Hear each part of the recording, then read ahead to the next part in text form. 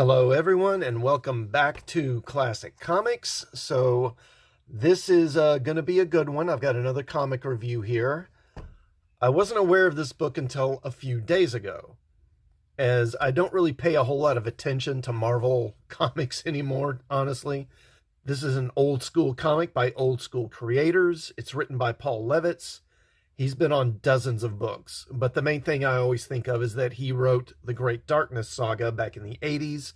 It's arguably the best Legion of Superheroes story ever written, and one of the best DC Comics stories ever as well. And the art is by Alan Davis, another great creator of the 80s and 90s. Davis hasn't done a lot of monthly work. He did do Excalibur back in the 80s. But mostly he just does miniseries like this. He's one of those artists, he does great work, but he's kind of slow, so he just can't keep up a monthly schedule very often. So this story is actually set back during the Silver Age. It takes place right after Avengers number 11. And in that comic, they fought a Spider-Man robot that was created by Kang the Conqueror. And, of course, as you might tell from the title, War Across Time, Kang is the main villain here.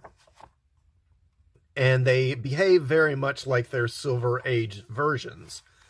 But really, the most refreshing thing in this comic to me is Thor. I haven't really read a lot of Marvel comics over the last few years, so my main exposure to Thor has been through the films.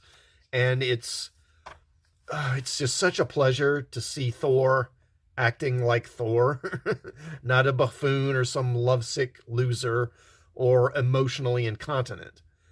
And this is in the early days, so Wasp is still flirting with Thor big time to Giant Man's annoyance. And Cap has only been in the modern world for a little while at this point, so he's still sort of amazed at what his teammates can do. But they arrive back in New York, and then they go their separate ways. Now, in the future, Kang is frustrated at the failure of his Spider-Man robot, and he speaks of how he needs to defeat the Avengers and gain control of present-day Earth because he needs to control the agricultural land, because in his distant future, Earth is pretty barren, and he needs the cropland in the modern world in order to feed his armies. Now, he's also collected a lot of relics, artifacts from the Avengers time period over the years, and he complains that none of them are really useful to him.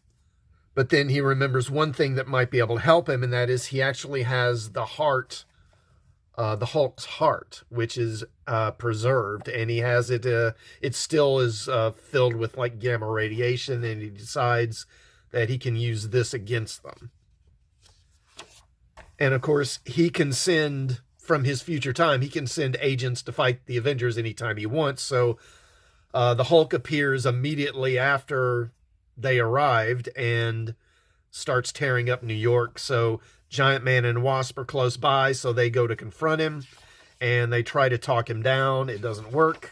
They get into a fight. Captain America arrives, and he sort of keeps the Hulk busy. Then Hulk causes an explosion, which knocks Captain America out. Then the Wasp distracts the Hulk. And then Giant Man tries to stop him again. That still doesn't work either. Hulk takes him out again. Then Thor arrives. And, of course, Thor is really the only one who can go one-on-one with the Hulk. So he and the Hulk start fighting it out. And then Hulk tears down part of a building on top of Thor and knocks him out. Then Rick Jones arrives, and Rick Jones, of course, was a pretty prominent figure in early Marvel Comics. It was actually Rick Jones's fault that Bruce Banner became the Hulk, really. And then in the early days of the Avengers, Rick was kind of like a sidekick to them, but he arrives, and then Seriously? Ugh. Okay, we'll handle this carefully because it comes apart easily, for crying out loud. Okay, so... Are you kidding me? Wow. Okay, well, yeah. Handle it carefully because this thing comes apart if you barely touch... Man, what? That really pisses me off. Anyway, the Hulk speaks to Rick with Kang's voice, and Rick realizes that this isn't really the Hulk, and it's Kang. It's like some sort of double that Kang is controlling. But then Iron Man finally arrives, and then he and the Hulk get into kind of a running battle that takes them to Rockefeller Center.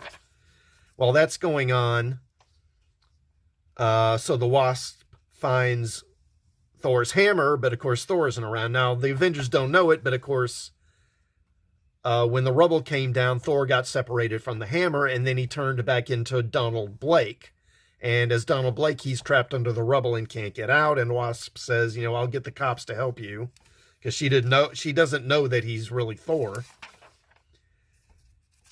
And I loved this. And then, yeah, so they're fighting at the ice rink there in Rockefeller Center, and then Iron Man uses his roller skates. I haven't seen those in a long time.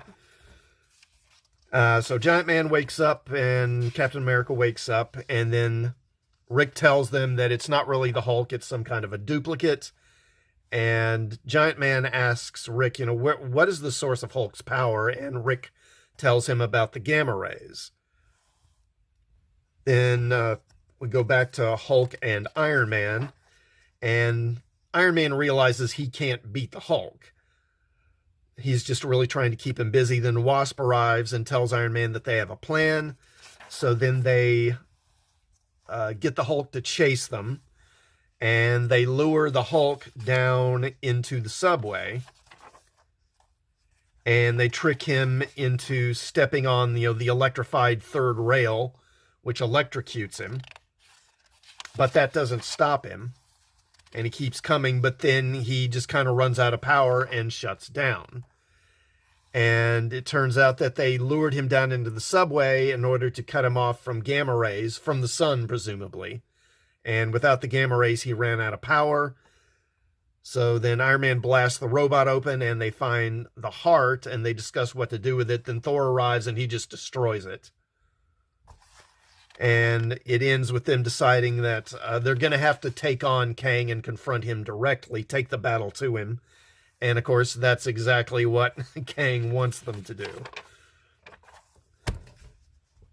So, yeah, I really enjoyed this.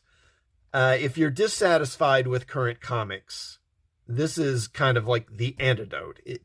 This isn't some landmark story. It's just a solid, fun read by a couple of great comic book creators, which, sadly, in current year, is quite a change from what we get from Marvel normally. The plot is pretty pedestrian. I mean, a villain uses the Hulk to attack the heroes. I mean, how many times has that been done? I mean, that's how the Avengers formed in the first place. Loki manipulated the Avengers and the Hulk into fighting each other. And honestly, how they defeat the Hulk doesn't entirely make sense to me, really. I thought the robot was being powered by the Hulk's heart, this gamma ray heart. But then they seem to be saying that it's being powered by external gamma rays, which again would presumably be coming from the sun. So I don't know. That doesn't entirely square up. But honestly, I didn't really care. I enjoyed this so much. It didn't bother me. So this is a 3-issue miniseries, and I'll definitely be looking forward to the rest. This gets a big thumbs up from me, and I encourage anyone to pick this up. Now, if you've read War Across Time, what did you think of it? Did you agree or disagree with my review? Let me know in the comments. Please like this video and sub to the channel and hit the bell for notifications. And I'll see you all next time. Thanks for watching.